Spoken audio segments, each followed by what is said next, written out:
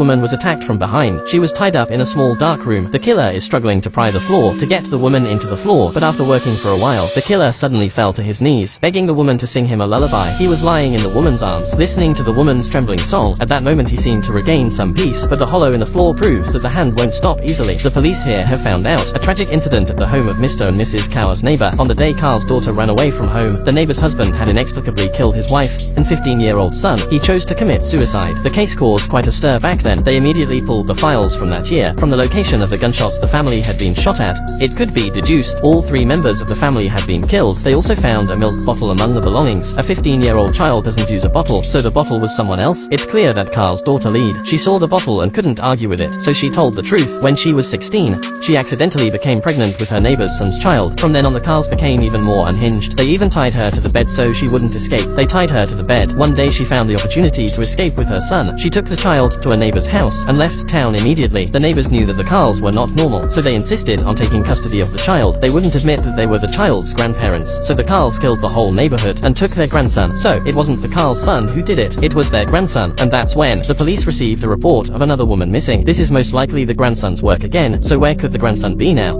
That's when it occurred to the detectives. The pond was mentioned in all the letters the victim had written. They immediately found the house. When they broke into the cabin, the killer was inside. He didn't resist and gave himself up, but he wouldn't tell them where the woman had gone. Luckily, the woman made a sound under the floor. The 2 men pried open the floor. The woman was rescued. The case finally came to an end. It turns out that after her daughter ran away from home, Carr's wife was suffering from depression as a result, and in order to keep his wife happy, he kept abducting girls, but none of them were his own daughters, so they were tied up and put in a partition as substitutes, so that they wouldn't run away. They'd be around their wives every day. After Carr's death, their grandson was very lonely every day. He always wanted his mother to be with him. He kept bringing in other people's mothers. They were taught by their grandfather to stay with them forever.